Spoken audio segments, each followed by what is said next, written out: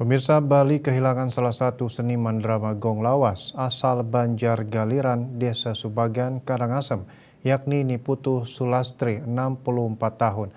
Almarhum meninggal dalam perawatan di RSUD Sanjiwani Gianyar 5 Agustus 2023 pada pukul 4:30 waktu Indonesia Tengah.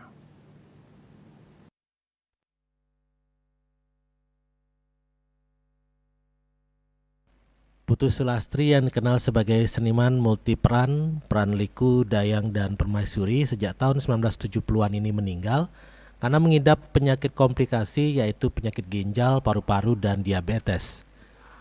Penyakit yang dideritanya sudah cukup lama dan telah 8 kali masuk rumah sakit. Mendiang akhirnya menghembuskan nafas terakhir di RSUD Sanjiwani. Almarhum meninggalkan seorang suami, 2 orang anak, dan 5 cucu. Suami almarhum Iwayan Suratnya menuturkan bahwa penyakit komplikasi telah diderita Niputu Sulastri sejak lama. Selama itu sudah keluar masuk RS sebanyak 6 kali dan 2 minggu lalu kembali masuk ke RS. Namun karena penyakitnya sudah cukup parah hingga akhirnya dirujuk ke RSUD Sanjiwani untuk mendapatkan perawatan intensif sebelum akhirnya berpulang. Saat ini jenazah almarhum masih dititipkan di RSUD Sanjiwani dan akan dipulangkan pada 7 Agustus. Pada 8 Agustus akan dilakukan upacara Mekingsan Dering Geni. Pada 8 Agustus akan dilakukan upacara Mekingsan Ring Geni. Paguyuban drama gong lawas juga merasa kehilangan dan bersedih atas berpulangnya salah satu legenda drama gong lawas Bali ini.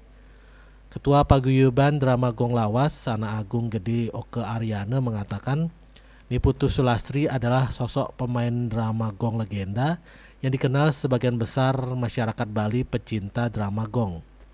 Apalagi almarhum adalah figur yang multiperan dalam drama gong. Perannya kadang sebagai liku, dayang, dan permaisuri. Namun yang paling melekat di hati pecinta drama gong lawas adalah perannya sebagai liku. Winata Bali Pos melaporkan.